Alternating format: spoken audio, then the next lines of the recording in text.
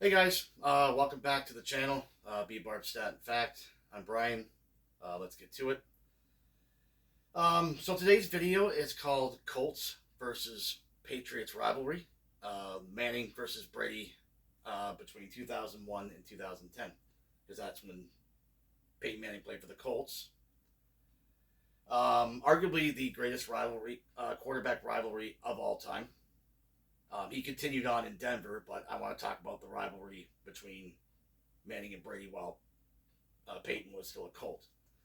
So I'm going to go through the matchups and the scores, and then I'm going to indulge in every score.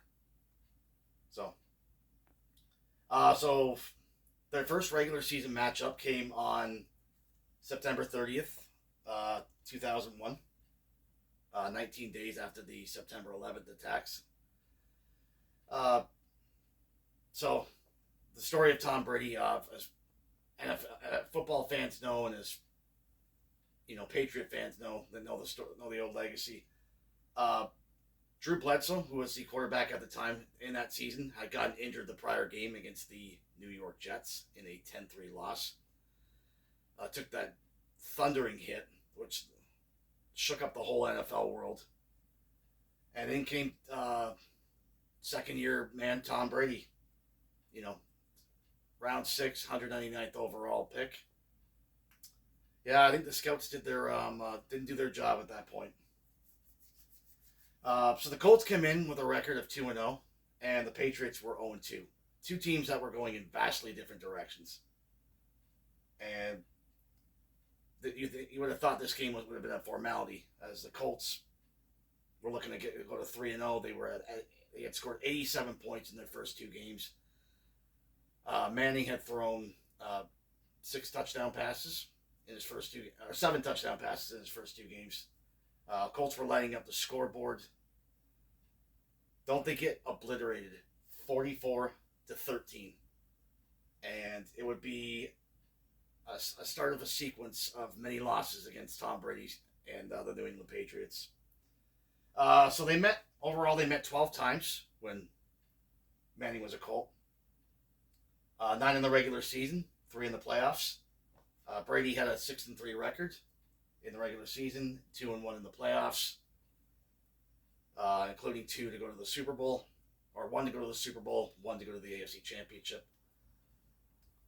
Yeah, the deciding factors in the first matchup, Brady's first NFL start, turnovers for the Colts, absolutely costly. Edgerrin James fumble, Manning couple interceptions. Just turnover machine. And what was also really noticeable in this game was how physical the Patriot defenders were on the Colt receivers. They were just, every time that they would catch a ball, boom, boom, boom. Teddy Bruschi hit. Willie McGinnis, just hard hits on these receivers. Jerome Pathon, Marvin Harrison. Colts just couldn't get any traction going that day, and like I said, it would have been, it was the start of something special that was conjuring up in New England. 3 weeks later, the Patriots and Colts met up again. They were in the same division at that point. The Colts were in the AFC East, along with the Patriots, Dolphins, Bills, and the New York Jets. Once again, get obliterated, 38-17. The deciding factors in this one: the Colts did a really good job early on moving the football. Their first 3 possessions, they got inside New England territory.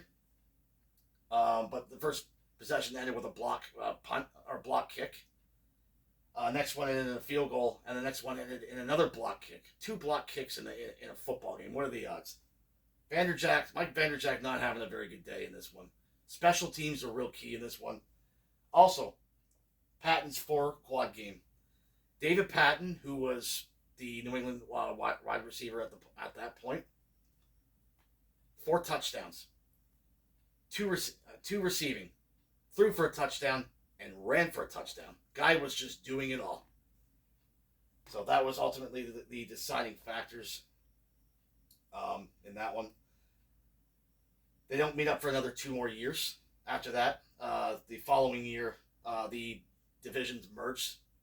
So the Colts went from the AFC East down to the AFC South.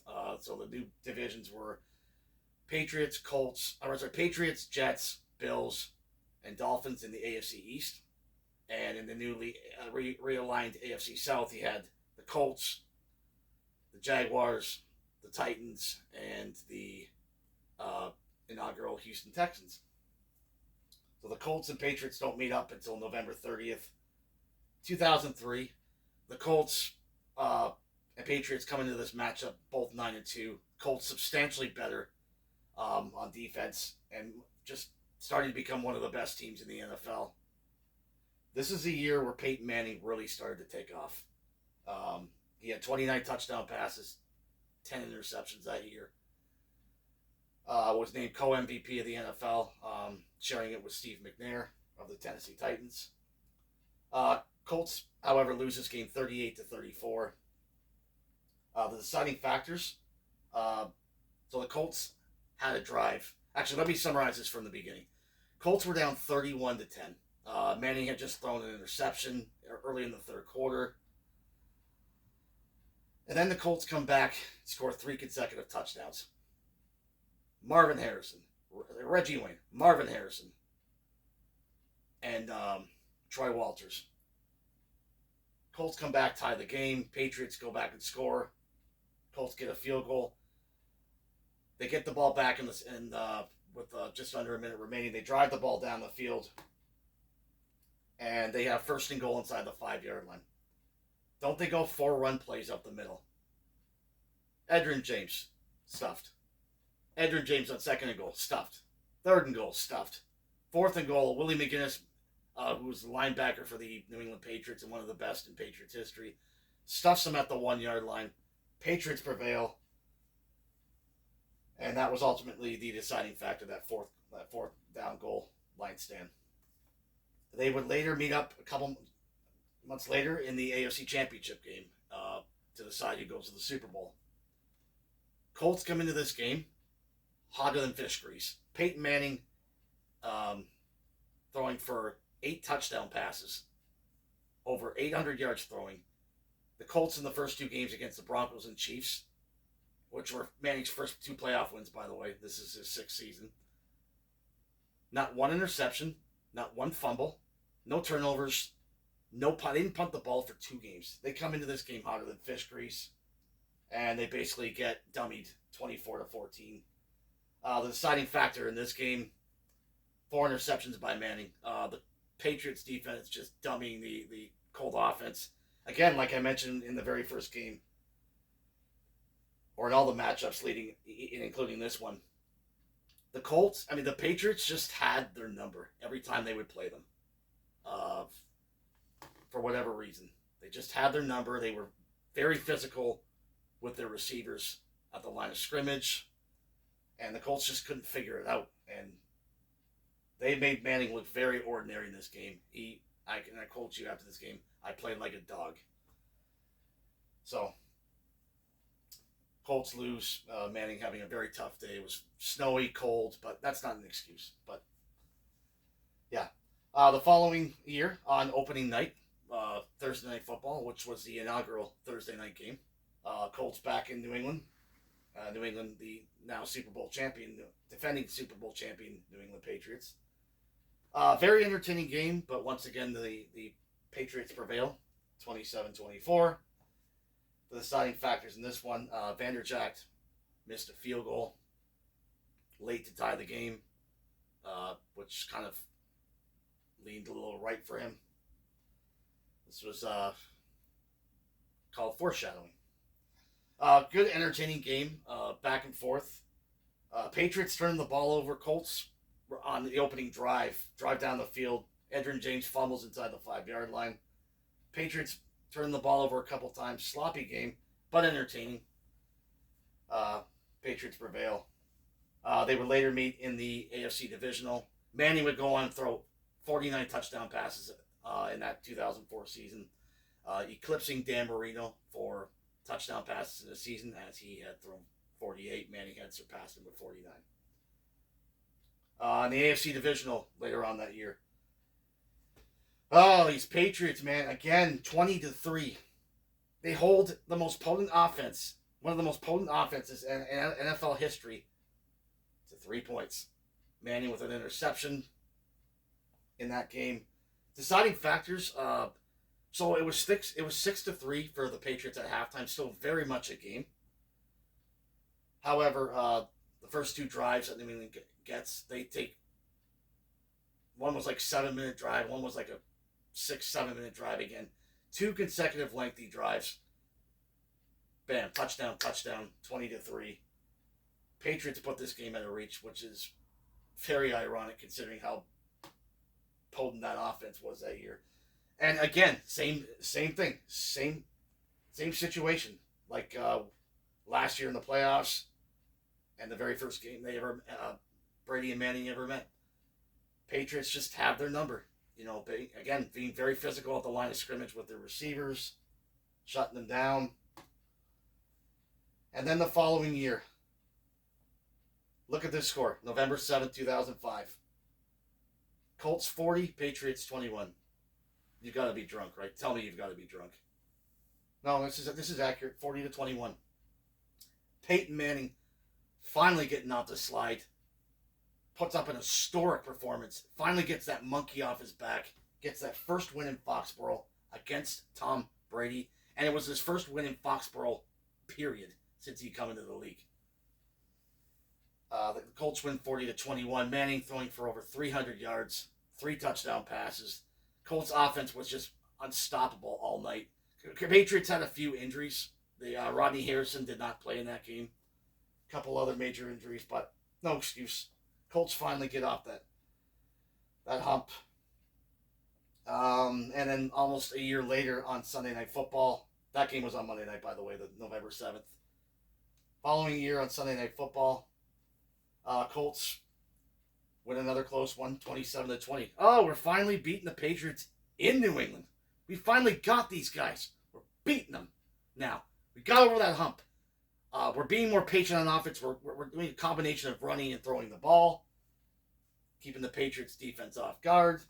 Colts win 27-20. The deciding factors in this one, Brady, 4 interceptions. That's not Tom Brady. What are you get your facts straight here? Brady throws an uncharacteristic 4 interceptions in this game. The offense looked a lot out of sync. Colts actually intercepting at the end of the game. Cato June. So the Colts finally get their second consecutive win in Foxborough. They would later meet for the AFC Championship game.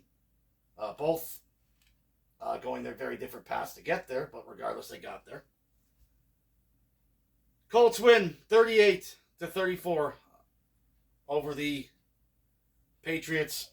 And arguably the greatest football game I've ever watched in my entire life. The deciding factors in this one: Colts are down 21-3 with 9 minutes and 25 seconds to go in the second quarter. Peyton Manning throws an interception to cornerback Asante Samuel. He runs it back for a pick six. For those of you, pick six in football terms is interception for touchdown. Yeah, you think it's game over. Game over. They got our number again. They have our number again. They've already beat us twice in the playoffs. Don't the Colts come back in the second half, outscore the New England Patriots 32 to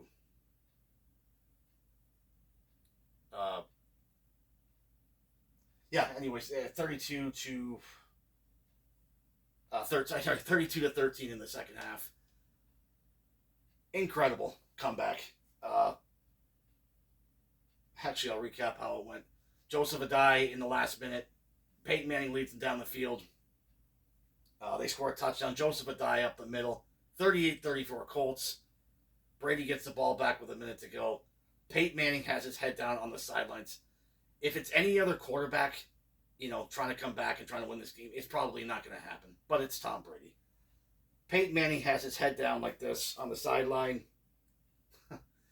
I'm saying a prayer. I'm not religious by any means, but I'm saying a prayer myself. Brady drives the ball up to about the 50-yard line. He drops back. Marlon Jackson, our second-year safety, jumps in front of Ben Watson. Intercepted. Colts are going to the Super Bowl. Marlon Jackson. Jim Nantz on the call. I also did a video on this, a prior video, if you could check it out. Colts go to the Super Bowl. They win. They beat the Patriots. Following year, they meet again November 4th, 2007. Patriots and Colts come into this game with a combined record of 15-0.